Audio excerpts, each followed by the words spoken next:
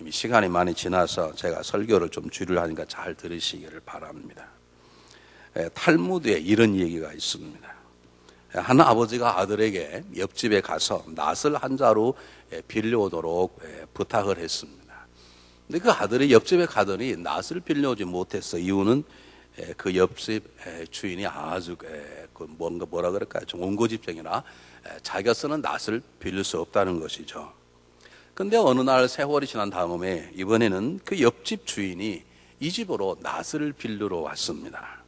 그 아버지가 아들에게 그 집에게 낫을 빌려주도록 말을 했습니다. 그러자 아들이 아버지께 이렇게 대답했다는 거죠. 아버지, 저자는 우리가 필요할 때 낫을 빌려주지 않았는데 우리가 꼭 낫을 빌려주어만 됩니까?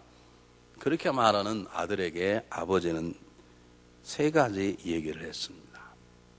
그 집이 낫을 빌려주지 않았기 때문에 우리가 낫을 빌려주지 않는다면 그것은 원수된 마음을 갖는 것이고, 그 집이 낫을 빌려주지 않았지만 나는 그래도 빌려줄 거야 라고 불쾌한 마음으로 낫을 빌려준다면 그건 증오인 것이고, 그 사람이 나에게 낫을 빌려주지 않았다는 사실을 잊어버린 채 처음 만난 사람처럼 필요하다 하면 당연히 빌려줘야 되지, 그런 마음으로 빌려주는 것이 긍휼이다 라고 말했다는 것입니다. 여러분은 어떻게 살아가고 계십니까? 우리가 팔복을 하면서 팔복은 내가 긍휼하면 복을 주는 게 아니고 이미 우리는 긍휼함의 복을 받았기 때문에 긍휼이 우리 안에 솟아나오게 되어 있는데, 정말 우리들은 어떤 모습으로 살아가는 것입니까? 복을 받기 위해서 바르게 살아가는 게 아니라 이미 복을 받았기 때문에 이 어그린 세상 속에서 우리가 바르게 살아갈 수밖에 없고 바르게 살아갈 수 있는데, 우리는 어떻게 지금 살아가고 있는 것입니까? 우리가 복받은 자라서 우리는 어떻게 살아가고 있냐는 것이죠. 팔복을 하면서 이제 다섯 번째 복에 와 있는데, 제가 팔복 서론 때 말씀드렸습니다만 팔복은 하나의 복 안에 들어있는 8가지의 복입니다. 복이 따로따로 존재하는 게 아니라 다 연결되어 묶어져서 하나의 복을 만듭니다. 제가 성령의 열매에 대해서 말씀드릴 때 성령의 9가지의 성열매가 따로따로 있는 성령의 열매 나무가 있는 것이 아니고 성령의 열매라는 하나의 열매가 있는데, 그 열매 안에 다 9가지의 성령 열매의 성분이 들어있는 것처럼 8가지의 복은 서로 엇물려서 당성이 있습니다. 예를 들면 이거 먼저 순차적이라고 제가 여러분 말씀드렸습니다. 여러분들이 교회에 들어오려면 차에서 먼저 내리셔야 되고 차를 잠그고 그리고 문을 열고 들어오셔야 되고 두 번째 문을 열고 들어오셔야 되듯이 순서를 정하 있는 것처럼 하나님 우리들에게 말씀 자체가 다 순서적인데, 심령이 가난하지 아니하고는 절대 애통할 수 없고요, 애통하지 아니하고는 언언자가 될 수 없고요, 이것들이 다 순서 서로 연결이 되어 있는 것이 팔복의 특징입니다. 그러므로 여러분들이 팔복을 보실 때 나는 이런 복은 있는데 이 복이 없는 것 같아 라고 말하면 정확히 말하면 다 안 되고 있다는 뜻입니다. 다 안 되고 있는데 하나만 보고 나가니까 더 안 되는 것이죠. 오늘 제가 말씀드린 긍휼함에 긍휼에게는 복이 안 되면 여러분 다시 한번 심령에 가는 하나님 앞에 앉으셔야 되고, 애통함으로 내 죄를 고백할 줄 알아야 되고, 내 안에 아직도 쌓여있는 상처투성인 온유한 마음이 갖는 스스로 하나님 말씀과 성령의 능력에 내 자신을 다스릴 자는 훈련이 들어가셔야, 이것이 다 되어야 하나의 복으로 팔복에 나오는 것이지, 나는 온유한데 나는 의에 줄이고 목마르지 않아, 그럴 수 없습니다. 온유함은 하나님이 주시는 것이고 하나님의 온유함이 주니 어찌 그 나라 위에서 목마르지 않을 수 있단 말이에요.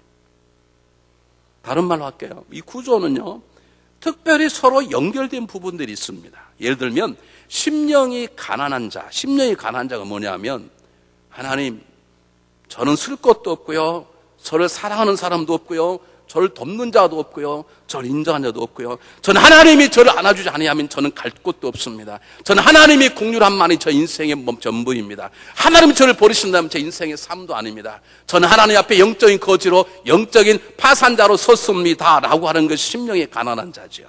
그 심령이 가난한 자가 긍휼히 여기는 자가 되는 것이죠. 내가 하나님 앞에서 하나님이 긍휼함을 갈망해 보고 그 긍휼함을 받아보았기 때문에 나와 동일하게 영적으로 파산된, 영적으로 망해져 버린 영적인 거진 또 다른 죄인이 하나님 앞에 긍휼함을 바라는 것이 내 안에 느껴지는 것이고, 그를 긍휼히 여겨지게 되는 것이죠. 이쪽은 계속 아멘 안 하는, 지난주도 안 하는, 여전히 안 해요. 나야 이쪽만 보고 해야 되겠어. 난 이렇게 얼굴이 가려진 앉아 계신 분은 더 이해가 안 가. 나하고 기분 나쁘면 딱 가리고 앉고 아니면 다 나와서 얼굴을 보도록 하셔야 되지. 왜 얼굴 가린 뒤에 가서 앉아 계시는 이유가 무엇인지 끝나고 사무실 답을 하시길 바랍니다. 애통하는 자의 복. 내가 내 죄를 지구만큼 크게 보고 통곡하고 울어본 경험 있는 사람은 어떤 복과 연결될까요? 그럼 힌트. 어떤 복과 연결될까요? 찬양하느라고 저 혼이나 나가버렸었어. 다 연결되어 있죠. 네, 연결되어 있는데 내가 지금 말하는 건 이제 하지 않은 것 가운데 심령이 가난한 자가 국률함과 연결되어 있다면 내 죄를 애통해보고 통하고 눈물로 울어본 사람은 하지 않은 어떤 복과 특별히 연결되어 있을까요?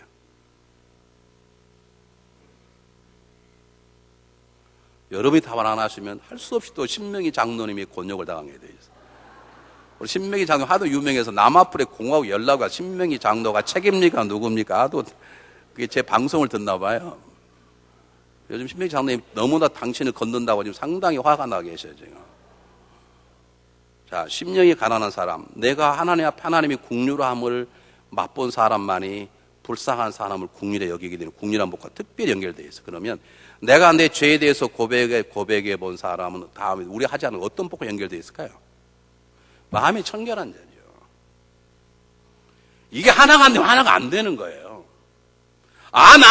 나는 애통함이 있는데 마음이 청결치 않다. 안에 애통함이 안 돼서 그래, 그건. 애통함이 안 되니까 지금도 지은 죄 또 짓고 그러죠. 지금도 여러분 가운데 하나님만 아는 죄를 지은 사람이 있을 거예요. 떨쳐버려서 이 시간에. 차라리 사람에게 들켜야 돼. 사람에게 들켜서 좀 망신을 당하더라도 죄 가운데 나와야 되지. 하나님의 사람이 하나님만 아는 죄를 저져서는 안 되는 것이지. 그 애통함이 없기 때문에 하나님 제가 이렇습니다. 교우들이 다 나를 집사요, 권사요, 장로로 목사로 오지만 제 이 죄를 아시지 않습니까? 하고 울어본 사람만이 정말로 마음의 청결함을 갖게 되는 것이지. 온유한 사람은 화평케 되는 자의 삶을 살려. 온유하지 아니하고는 나를 핍박하고 나를 무시한 사람을 내가 품에 안아보고 그대로 반응하지 않고 하나님의 마음으로 견디고 이겨주고 기다려본 사람만이 다른 사람을 화평케 하는 것이죠.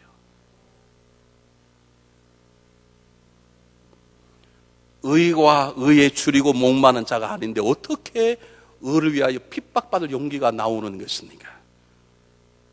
그렇게 연결되어 있는 것이에요.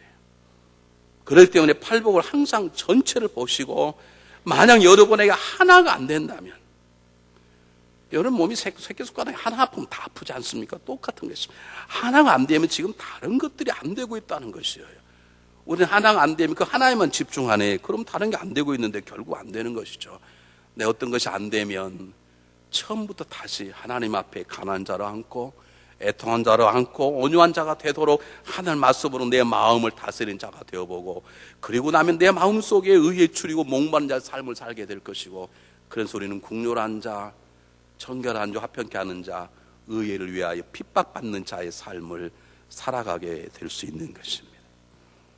그래서 오늘은 다섯 번째 모든 것과 연결되어 있는 국률이 여기는 자의 복이란 무엇인가에 대해서 여러분과 함께 말씀을 나누려고 합니다. 오늘 본문에 나오는 국률이 여긴이란 말은 엘레오스라고 하는 헬레나어에 나오는 여러분 엘레오스를 몰라도 됩니다. 저도 예배 끝나고 난 잊어버립니다. 엘레오스란 단어인데 이 엘레오스란 말은 한마디로 말하면 자비, 불쌍히 여기에 도와주는 그 말입니다. 이걸 더 쉽게 말하면 구약적인 단어인데 구약에서 이 불쌍히 여기는 단어, 이 엘레오스 똑같은 단어가 헤세드란 유명한 단어입니다. 헤세드를 모르는 신학자는 없습니다. 구약성경에. 헤세드는 불쌍히 여기다, 불쌍히 여기서 구원해 주다, 자비를 베풀다, 자비, 인자 이런 것과 연결된 단어입니다. 그런데 놀라운 것은 구약에서 헤세드라는 단어는 그저 다른 사람을 도와주다 그 뜻이 아닙니다. 그저 어떤 사람을 베풀다 뜻이 아니라 하나님이 죄 많은 우리들에게 국률과 자비를 베풀어 주신 것처럼 그 마음으로 국률과 자비를 베푸는 걸 헤세드라고 하네요. 그 단어와 오늘 본문 엘레오스라는 단어가 똑같은 단어라고 말할 수 있어요. 그러므로 오늘 예수님께서 말씀은 국률이 여긴다는 말은 그냥 불쌍한 사람을 도와준다는 것이 아니라 그냥 자선사업이 아니라 하나님의 국률하심을 덧입어서 내가 워낙 적은 자고 하나님의 국률이 워낙 크기 때문에 그 국률하심이 넘쳐나는 것이죠. 지금 이렇게 조그마한 컵에 여기다가 그냥 바켓으로 물을 부어버리면 물이 넘칠 수밖에 없지. 하나님의 국률하심이 워낙 크기 때문에 내가 진정으로 하나님의 국률하심을 받았다면, 하나님 나를 불쌍히 여기신 그 사랑을 받았다면 나도 모르게 그 국률함과 자비 넘쳐나서 누군가의 도움이 필요한 사람, 누군가의 격려가 필요한 사람, 누군가의 공급이 필요한 사람에게 찾아가 나도 하나님처럼 그를 도와주는 것, 그를 섬기는 것, 그것을 국률이라고 말합니다. 다른 말로 해보겠습니다. 우리 영어책에 NIV를 보면 이 국률을 merciful, mercy라고 썼는데요. 저는 제 개인 생각, 저는 학자는 아니지만 제 개인 생각은 그것보다 compassion이 더 맞다고 저는 번역을 생각합니다. 이 compassion이라는 말은 come과 passion이 합쳐진 거예요. 여러분 영어사전 한번 찾아보세요. come, C-O-M을 딱 찾으면 누구누구와 함께 그런 뜻입니다. passion은 열정도 있지만 고난을 말합니다. 그러니까 compassion, 동정하다는 뜻, 불쌍히 여기다는 뜻의 compassion은 이웃의 고통에 다가가 함께 해주다 그 말입니다. 국률이란 외로움 가운데 있는 사람, 그 고통스러운 사람 함께 찾아가서 그와 함께 고통을 느껴주는 것이고, 물질이 부족한 사람에게는 내 주머니를 털어서 물질로 도와준 사람이고, 사랑이 필요한 찾아가 사랑해 주는 사람이고, 용서가 필요한 사람 찾아가서 용서를 베푸는 것이죠. 더 정확히 말하면 그 사람이 나와 친구가 아니더라도, 심지어는 그 사람이 나와 원수가 된다 하더라도 그 원수된 그 자가 굶주리면 너 잘됐다, 조직의 쓴맛을 봐라, 그렇게 말하는 게 아니고, 원수가 굶주리면 그 굶주림에 누군가가 채워준다면 내가 다가가 그에게 내 주머니를 털어 내 한 끼 밥을 굶고 함께 나누어 주는 것, 그것이 국률이라는 것이죠. 그것이 사람들을 국률이 여기는 자라고 말하는 거예요. 여러분 그렇게 살아본 적 있으십니까? 다른 말을 바꾸겠습니다. 하나님은 우리가 하나님의 사랑받는 가치가 없는 존재입니다. 우리 하나님을 배반하고 떠난 가인의 후손들입니다. 하나님을 떠나 세상 속에 세상과 가늠하며 살던 우리들인데 그분이 우리를 너무 불쌍히 여기셨어요. 그래서 우리에게 구원의 길을 여신 것이죠. 그것을 경험한 사람은 그 하나님의 마음으로 살아갈 수밖에 없다는 것이에요. 헨리 라우인이라는 유명한 미국의 영성가가 있습니다. 원래 유명한 대학 교수인데 대학교에서 강의하는 것을 팽개쳐버리고 이분은 국률에 미쳐버린 분이에요. 그래서 그는 국률을 선포하다가 그는 모든 걸 내려놓고 완전히 빈민촌에 들어가 평생 가난한 사람을 돕고 섬기다가 살아갔던 사람이에요. 그는 이런 말에서 국률이란, 국률이란 그리스도인들의 생활 방식이다. 국률이란 제가 이렇게 설교할 때 이런 옷을 입고 나와야 되는 것처럼 신앙인들이 살아갈 때 반드시 취할 행동 방식은 긍휼이라는 것이죠. 왜냐? 사람이 혼자 살아간다는 건, 혼자 산다면 긍휼이 필요 없죠. 사람이 혼자 살아간다면 온유한 게 필요 없죠. 온유와 긍휼은 상대방에 대한 어떤 것이기 때문에 필요 없는데 사람은 혼자 살아갈 수밖에 없습니다. 사람은 함께 살아가는 존재입니다. 그리고 모든 사람은 누구나 다 긍휼함을 받을 수밖에 없는 존재입니다. 누구나 다 긍휼함을 받아야 존재하는 존재가 인간이기 때문에 우리가 함께 살아가려면 우리는 서로를 긍휼히 여기는 방식을 가지고 살아야 한다는 것이죠. 특히 세상은 커다란 상처투성이인데 그 상처투성이인 세상을 고치는 거대한 공간이라는 것은 그리스도인 우리들이, 하나님의 국민이 우리들이 마음의 문을 열어 모든 사람들을 품어주고 다가가고 그들의 고통과 슬픔 속에 함께 할 수 있는 그 긍휼의 마음이 세상을 치료하는 능력이다, 이렇게 말했어요. 이것은 이미 헨리 나울의 말이 아닙니다. 이것은 하나님의 말입니다. 왜냐하면 긍휼하심 자체가 하나님의 마음이요, 긍휼하심이 하나님의 방법이요, 긍휼하심이 하나님의 능력입니다. 하나님 세상을 어떻게 바꿨습니까? 하나님을 배반하고 떠나버린 아담과 이브의 후손은 우리를 어떻게 바꾸셨나요? 사도 바울은 이것을 깨달아서 에베소 2장 1절에 4절에서 고백하는데, 우리가 예전에는 허물과 지은 우리를 그분이 살리셨다고 말하죠. 그런데 살아난 우리를 또 전에는 그와 똑같은 본질상 진노의 자녀였다는 거죠. 우리도 육체의 소욕대로 살았고 육체와 마음이 명령하듯 살아서 본질상 지옥 갈 진노의 자녀였는데 그가 우리를 어떻게 살리셨는지 사도 바울이 진리를 고백해요. 한번 볼까요? 에베소서 2장. 저 너무 중요한 본문이다. 한번 똑같이 읽어보겠습니다. 시작. 전에는 우리도 다 그 가운데서 우리의 육체의 욕심을 따라 지내며 육체와 마음이 원하는 것을 하여 다른 이들과 같이 본질상 진노의 자녀였더니, 본질상 진노의 자녀였다는 말은 그 앞에 있는 다른 이와 같다. 다른 이라는 예수 믿지 않아서 인생의 잠시 쾌락 속에 그 인생의 전부형을 알고 그렇게 살아가다 지옥 갈 사람, 그 말입니다. 진노라면 지옥 갈 사람. 그 똑같은 지옥 갈 사람이었는데 우리는 어떻게 구원받느냐, 그 다음 중요해요. 똑같이 읽어보겠습니다. 시작. 국률에 풍성하신 하나님이 우리를 사랑, 그 큰 사랑을 인하여, 우리는 십자가 달린 것을 그리스도의 사랑, 하나님 사랑이라고 말하는데, 그 사랑은 어디 시작하느냐? 우리를 불쌍히 여기시는 국률하심, 거기에서 하나님이 사랑이 시작되기 시작한 거죠. 제가 다음 주에 말씀드리겠습니다만은 국률보다 사랑이 조금 더 커요. 근데 그 큰 사랑을 이루는 첫 번째 단계가 뭐냐 하면, 불쌍히 여기고 도와주고 공급하고 함께 있어주는 국률하게 여기는 마음이죠. 하나님 우리를 어떻게 구원하셨냐? 우리를 사랑해서 구원하신 게 아니고요. 사랑이 구원했죠. 근데 그 구원의 시작은 뭐냐? 우리를 불쌍히 여기시. 어떻게 해요? 우리가 지옥 가는 것을 하나님 너무너무 마음 아프신 거예요. 우리처럼 너 한번 지옥 가봐, 너 같은 건 지옥 가봐야 돼, 쌤통이다 지옥 가봐라, 그런 게 아니고, 지옥 가야 될 마땅한 존재에 불구하고 하나님이 그것을 너무너무 마음 아파하시는 거예요. 그리고 도와주길 원하시는 거예요. 그래서 독생자 아들을 이 땅에 보내셨어요. 국률하심은 하나님의 마음이고요, 이 땅, 이 세상을 바꾸는 하나님의 방법이고요, 하나님의 능력이에요. 여러분, 가정이, 부부가 가정이 회복되려면 사랑으로 회복되는 게 아닙니다. 사랑은 100% 변합니다. 그 사랑이 한 단계 뛰어넘어야 되는데 어떤 사랑이냐? 불쌍히 여기는 마음이 일어나요. 이걸 국률하심이라고 그러죠. 아내에 대한 국률하심이 생겨야 그 다음에 진짜 사랑이 돼, 그것이. 남편에게 대한 국률함이 생겨야 진짜 사랑이네. 그게 무슨 말이냐면, 여러분, 내가 한 100번쯤 물었을 때, 신명희 장로님 결혼하신 몇 년 되셨어요? 벌써 기분 나빠 또 머릿속에. 한 30년 되셨죠? 그렇죠? 30년 넘으셨겠네. 35년쯤 되셨겠네. 일찍 또 결혼하셨어, 아이가. 35년 되니까 지금 보경씨 손을 잡으면 막 심장이 뛰고 그렇습니까?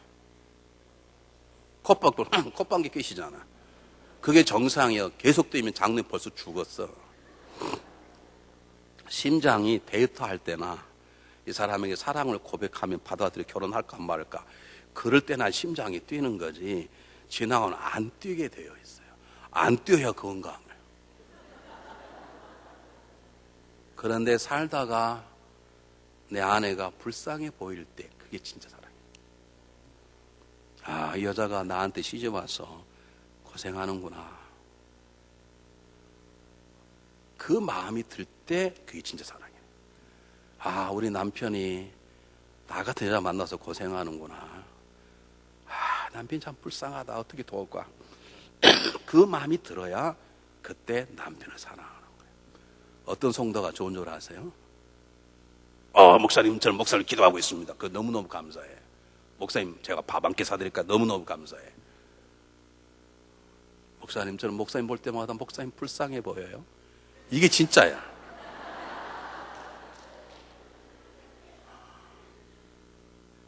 목사님 불쌍하다. 목사님이 다른 데 갔으면 다 목회 잘했을 텐데 우리 때문에 저렇게 스트레스 받아 얼마나 먹어도 부었냐.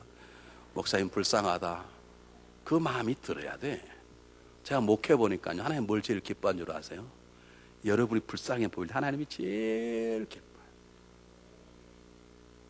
왜요? 그게 하나님의 마음이고 그게 하나님의 방법이에요. 세상은 다른 것으로 바꾸지 않아요. 혁명 또 다른 혁명이 나와요. 여기 뭐 두르고 이거 하는 거요? 절대 안 되게 돼 있어요. 세상을 바꾸는 방법은 상대방을 불쌍히 여기는 것이죠.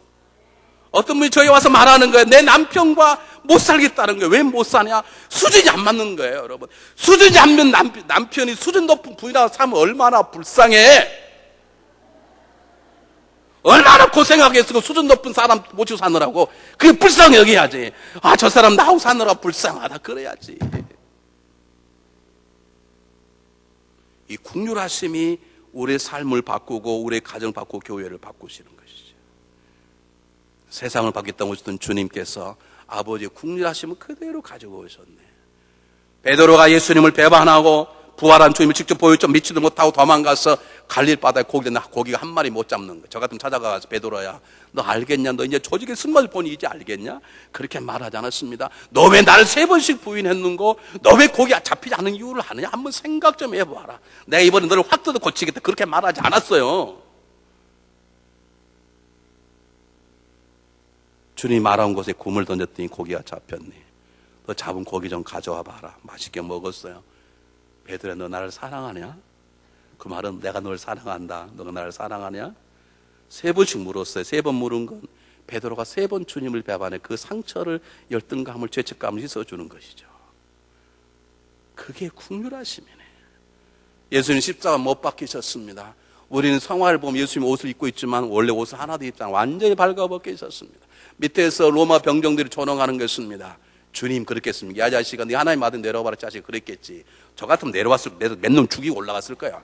그래서 전혀 문제 안 되죠. 그게 뭐가 문제 됩니까? 주님이 죽으시면 되는데 나는 모습 뽑아가 딱 던졌을 거예요. 그냥 그러면 중국 영화처럼 따다다닥 몇 명 받고 그냥 그 돌아가셔도 돼. 이게 웃을 일입니까 지금? 여러분은 100번 내려왔을 거예요. 내려와 3족을 멸했을 거예요. 그리고 돌아갔다 올라갔을 거예요. 예수님 보세요. 그 자리에서 그런 온유할 뿐만 아니라 국률하게 아버지여 저들의 죄를 돌리지 마. 저들은 자기 하는 일을 모르고 그 사람이 불쌍한 거예요. 불쌍한 거예요. 제발 누가 못하면 불쌍한 생각을 가졌어요. 그것 없이는 작동이 안 돼. 그걸 고치겠대. 그걸 고쳐. 자기나 고쳐.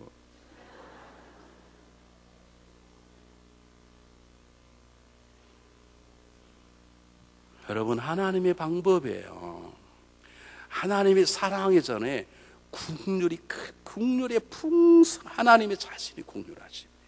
하나님 그 국률한 방법으로 찾아오셔서 우리를 불쌍히 여기시고 아들 대신 못에 박아 돌아가게 하셨어요.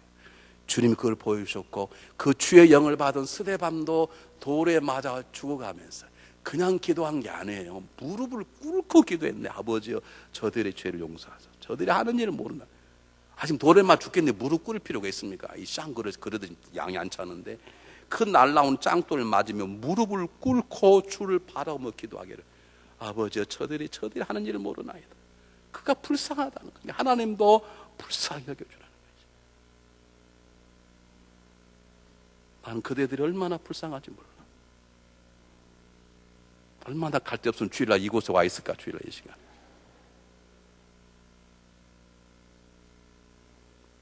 사도 바울도 주의 영을 받은 이 사도 바울도 하나님의 국률하심으로 행악자가 사도가 된 이 사도 바울도 자기를 죽였던 자기의 수많은 매를 쳤던 원수인 동역자를 위해서는 자기가 지옥가 좋다고 고백하지 않습니까? 이것이 국률하심이고 이 국률하심이 세상을 바꾸는 것이고 그것이 하나님의 능력이요 하나님의 방법인 것입니다. 어떤 분들은 이런 마음을 가질 수 있으세요. 목사님 저는 하나님 저에게 국률하심 안 주셨는데요. 아닙니다. 여러분이 정말로 구원만 사람 여러분 안에 국률함이 와 있어요. 하나님이 내 안에 계시지 않습니까? 너희는 알지 못하느냐. 너는 하나님의 성전인 것과 하나님의 성령이 너희 안에 계심을 알지 못하느냐.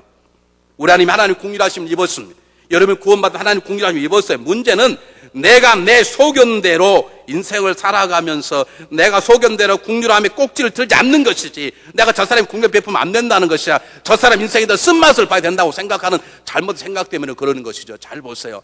하나님이 예수님께서 죽어있는 나사로를 살리러 가셨습니다. 나사로 나오라는 나사로가 나왔어요. 그리고 예수님이 뭐라고 말씀하셨죠? 기억나십니까? 뭐라고 말씀하십니까? 풀어서 다니게 하라.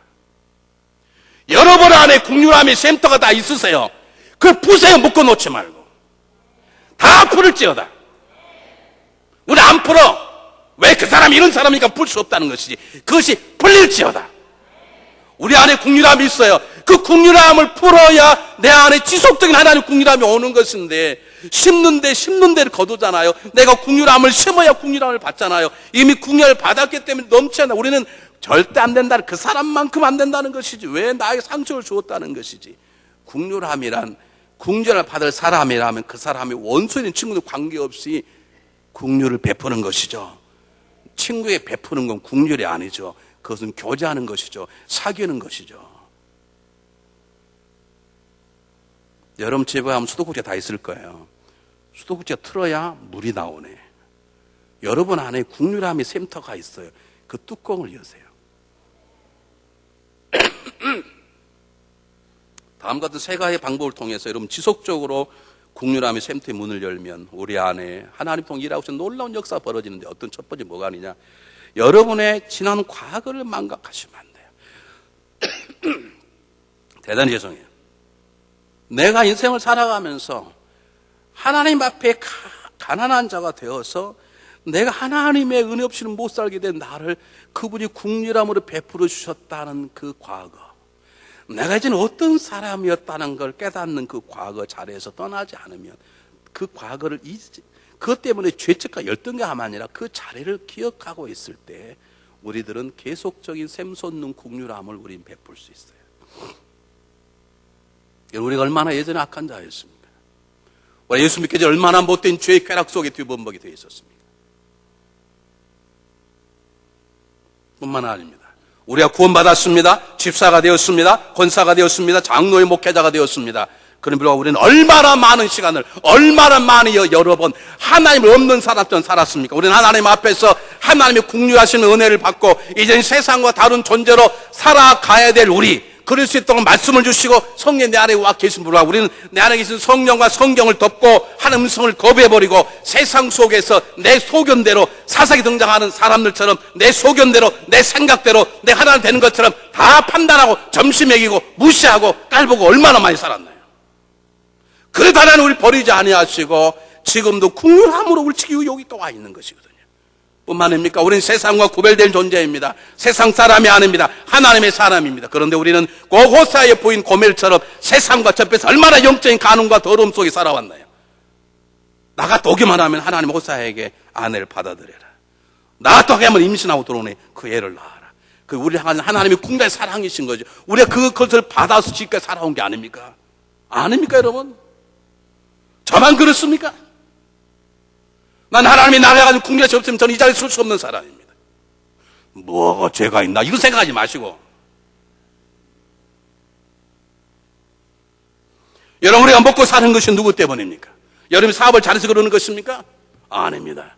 이스라엘 백성이 광야에서 그렇게 불평하고 해도 신발 한 말 닳지 않고 한 번도 아프지 않고 끝까지 왔던 것은 그들을 불쌍히 여기시는 하나님의 궁리였던 것처럼, 내가 이만큼 사는 게, 내가 이만큼 되는 게 이렇게 되는 것이 하나님의 국률하심이죠.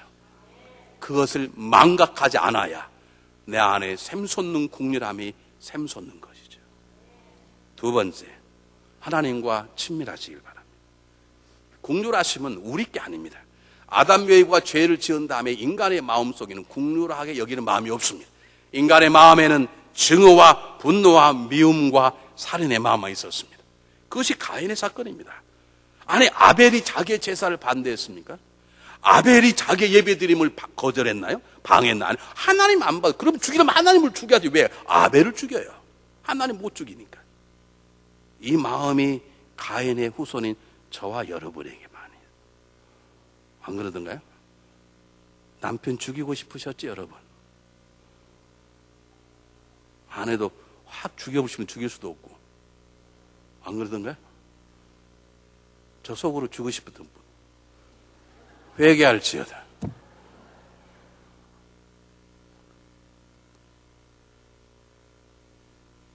우리에게는 국률 여기는 마음이 없어요. 국률하시면 하나님 것이에요. 그분과 사귀세요. 그분과 친밀하세요. 그분의 주신 말씀 속에 들어가세요. 말씀을 먹으세요. 말씀 훈련을 받으세요. 그분의 앞에 기도하세요. 골방기도 시간을 늘리세요. 그분 앞에 배우세요. 그분을 만나셔야 돼요. 여러분, 기어가서 하나님께서 열정적으로 일하는 것보다 중요한 것은 하나님 앞에서 하나님 마음을 아는 것이에요. 하나님 앞에 모든 걸 드리는 것보다 중요한 것은 올바르게 드리는 것이에요. 그러려면 그분과 교제하고 그분과 만나서 그분에게 배우고 훈련 받는 시간이 중요해요. 제가 어느 날 기도하는데, 제가 연세대학을 나왔지 않습니까? 신앙도 짧고 신앙의 끈도 짧고, 우리 뭐 선배도 없고 멘토도 없고 아무도 없는 거예요. 하나님 앞에 앉아서 기도했습니다. 하나님, 왜 저는 선배도 없고 멘토도 없고, 그렇지 않고 목사님을 2분을 섬겼는데 목사님들이 이전도사 1년만 더 하면 교회를 개척시켜 주겠다는 거예요. 배척시켜주기는커녕 1년에 1년만 더 있어라. 나 그때 배웠습니다. 아, 목사님도 사기치는구나. 두 번째도 마찬가지야. 두 번째 교회도 저에게 3년, 자기가 미국을 갈 테니까 와서 3년 동안 목회를 하고, 3년 한 목사님을 받거든요, 감리교는. 단독 목회를. 그 3년 후에 와서 자기가 오면 이 교회를 물러주라는 거지. 그래, 갔습니다. 안 가, 미국을.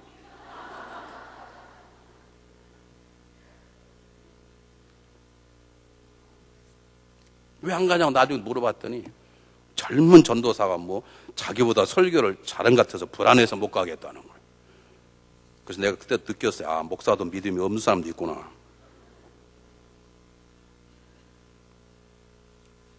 하나님 기도할 때 하나님께서 저에게 나에게 배워라. 내가 너를 친히 인도하겠다. 그래서 저는 그래서 목회하면서 많이 배웠어요. 지금도 배우고 아직도 배울 게 많이 있지만 제가 목회하면서 많이 배웠어요. 난 누가 뭐가 그런데 별로 신경이 안 써요. 하나님 그분이 직접 제 선생이 되시고 멘토인데 이게 얼마나 좋은데? 여러분 하나님께 배우세요. 하나님 앞에 가까이 나가세요. 세 번째, 이미 우리 안에 요게 있어요. 풀어놓아 다니면 돼. 근데 묶어졌네. 주님이 나사로를 나온 안에 풀어놓아. 우리가 풀어야 돼. 내 안에 있는 이 국률의 샘이 나올 수 있도록 풀어야 되는데, 풀려면요 낮은 자리에 앉으세요. 낮은 자리에 앉는다는 말은 영적으로, 경제적으로, 사회적으로 낮은 자리에 겸손히 앉는다는 거예요. 영적으로 겸손하다는 말은 무슨 말이냐면 심령이 가난한 자로 앉는다는 거예요. 하나님, 저는 정말로 제가 참 괴로운군요. 밖에 나가면 교회를 키우신 건 누구 하신 거? 하나님 하신 거 아닙니까? 물론 저도 노력하고 이런 노력했지만 하나님 하신 것이죠, 솔직히. 근데 저희가 물어봐요. 목사님, 성공의 비법이 뭡니까? 내가 어떻게 알아? 알아서 벌써 책을 썼지. 나는 지금도 몰라 헤매고 있는데. 내가 하나 잘한 게 있어요. 하나님, 저를 불쌍히 여겨주십시오. 나는 그 기도밖에 못해. 내가 천국 가는 꿈을 가끔 꾸는데 천국 가면 내가 주님께 뭐라고 말해? 주님, 제가 왔습니다. 그럴 수 있을까? 할렐루야! 주님, 제가 중앙연합 감독의 뚱땡이 목사님 이럴 수 있을까? 저는 가면 그냥 달려가서 주님 안겨서 주님, 저를 그냥 불쌍히 여겨주십시오. 영적으로 나는 그렇다. 나는 영적으로 파산된 사람이다. 나는 왕창을 망한 사람이다. 그 자리에 앉으면 누가 씹어도 안 씹혀요. 누가 욕해도 괴롭지 않아요. 누가 무시해도 무시당하지 않아요. 내가 몸처럼 되니까 섭섭한 거. 뭐가 섭섭하냐고. 예수님 완전히 발가벗겨 망신당했는데 그럼 여러분의 예수는 누구예요? 그럼 섭섭하다며. 그럼 여러분의 예수는 누구냐고. 여러분이 죽으신 예수가 누구냐고. 뭐가 섭섭해? 그 사람이 잘못한 건 잘못한 것이고 I am okay. 저는 편해요. 여러분이 뭐라 그러면 하나님 맞습니다. 교인들이 그래도 몰라서 알면 더 말할 건데 저만큼 알게 하시니 감사합니다. 여러분이 저를 잘 몰라서 비난하죠. 알면 비난도 안 할지도 몰라요. 아마 제가 발가벗은 못으로 쓰면 교회 다 떠날 거예요. 이렇게 가리고 쓰니까 좀 괜찮아 보이지. 비웃지 마세요. 여러분도 마찬가지니까. 여러분, 내가 영적인 거짓을 고백 그 자리에 쓰면 시험 당할 것도 없고요. 마음 아플 것도 없고요. 무시당한다고 생각도 안 들어요. 아, 저 사람이 아직도 뭘 모르구나. 그 정도면 끝이야. 그냥 주여, 그럼 돼. 우리는 짓밟혀도 유구무원이야. 예전 생각하면. 그 영적으로 겸손한 자리에 앉으세요. 두 번째, 사회적으로 겸손히 앉으세요. 사회적으로 겸손하지 않는다는 말은 섬기는 거예요. 경제적으로 겸손하지 않는다는 말은 검소하게 낮은 자리에 사는 거예요. 여러분, 경제적으로 제일 유명한 설교 중에 하나가 우리 에스는 목사님의 설교인데요. 벌 수 있는 만큼 벌어라.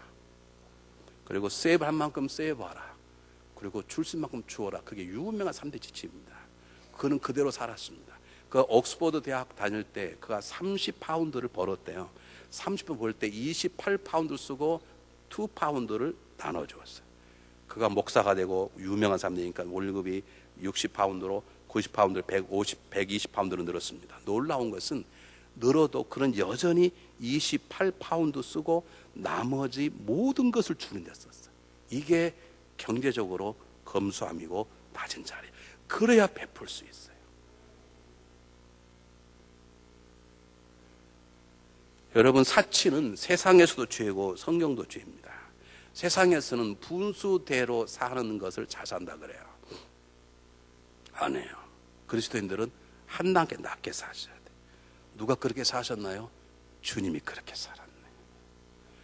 한 100만 불짜리 집에 살 수 있으시면요, 50만 불짜리 사세요. 집에 50만 불짜리도 좋잖아요. 아멘도 안 해. 아예가 아파트 가는 사람은 속으로 아멘하고 있는 사람은 가만히. 우리 집이 55만 불인데 입장이 곤란해. 그걸 생각하지 마시고요. 여러분, 벤츠 탈 만한 능력이 있으시면요, 그냥 캐딜락 타세요. 우리 현대 에코스 제니 좋잖아요. 그리고 나머지 돈 가지고 차 없는 사람 사주기도 하고 교회다 내기도 하고 저도 주고 좀 그래 보세요. 왜 아멘을 안 하세요? 여러분, 저 좀 제가 다 쓰겠습니까? 결국 남들 다 나눠주지. 어떻게 나 자신을 안 낮추고 어떻게 사냐고요. 요즘 우리 최경주 권사님이 지금 죽 쓰고 있습니다만은, 제가 그 차를 처음 타봤어요.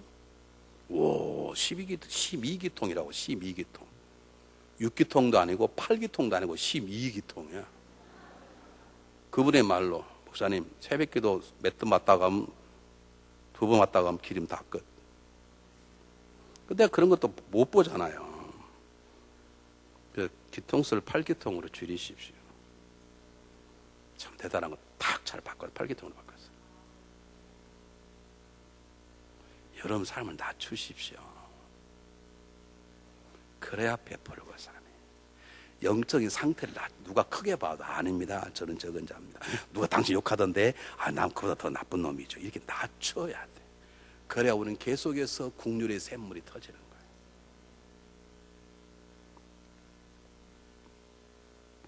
일본이면 설교가 끝납니다.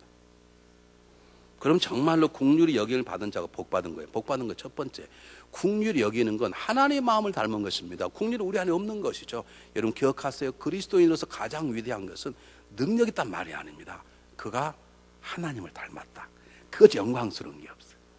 여러분 능력을 좋아하시죠? 노. 능력 여러분께 하나님 주시는 거예요. 우리에게 중요한 건 그가 하나님을 닮았다. 그를 보면 하나님을 본 듯하다. 특별히 그를 만나면 하나님의 마음이 보인다. 그게 최고야. 그렇기 때문에 내가 국률할 수 있다는 건 이미 국률을 받았다는 뜻이에요. 두 번째, 국률을 베풀면 내가 행복해. 상대방 용서해주면 그를 푸는 게 아니라 나를 푸는 거예요. 내가 용서하면 그 상처, 내 상처가 치료돼. 여러분 용서 않고 사니까 묶여있는 거 아시잖아요. 여러분. 우리 여러분 계셔. 용서만 하면 되는데 그 용서하니까 여러분이 묶여있어요.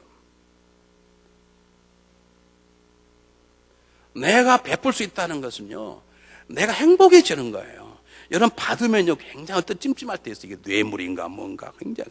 그런데 베풀면요 얼마나 기분이 좋은가 몰라. 어제 어느 집에서 저를 오시라고 신방 갔더니 세상에 닭을 한 마리 잡아가지고요, 제가 또 얼마나 열심히 맛있게 처먹어요. 그러니까 그분이 행복해. 내가 먹는 모습을 보니까. 그렇잖아요, 여러분.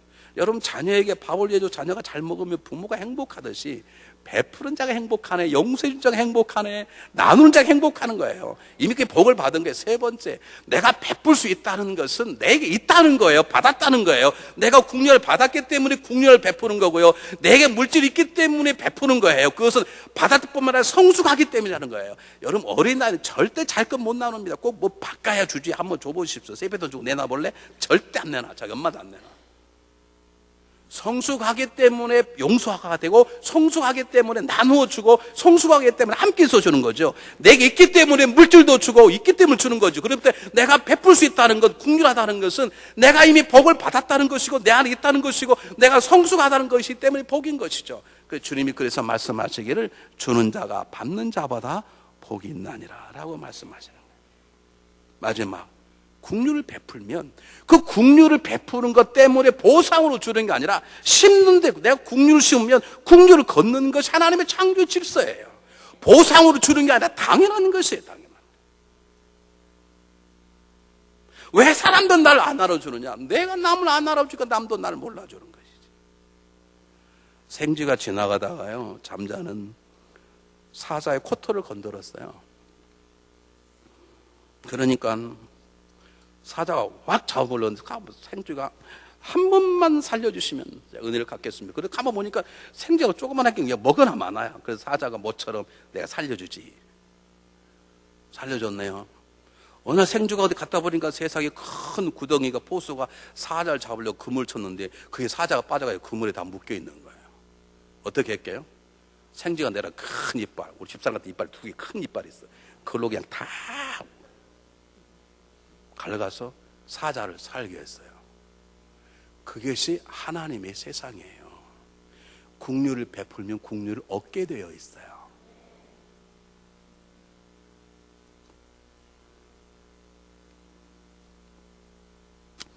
설교 다 끝났어요. 빅토리아 여왕이 나이팅게일에게 훈장을 주면서 훈장하고 폐와 폐 밑에 이런 글을 썼답니다. 긍휼을 행하는 길은 하나뿐이 아니다. 긍휼을 행하는 길은 하나만 있는 것이 아니다. 말로도 할 수 있고 돈으로도 할 수 있다. 만약 말로도 할 수 없고 돌로도 할 수 없으면 돈으로도 할 수 없으면 눈물의 기도라도 하라 그랬습니다.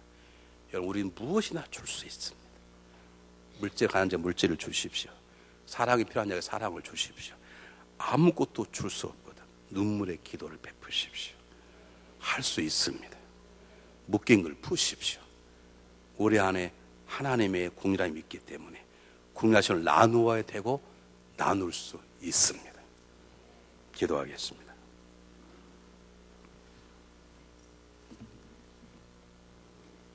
사랑의 하나님, 하나님 허락하시는 긍휼함이 우리 안에 차고 넘쳐 세상을 변화시키고 우리 가정을 변화시키고 우리 교회를 변화시키기를 원합니다. 우리 주님 도와주시옵소서. 예수님 이름으로 기도하옵나이다. 아멘.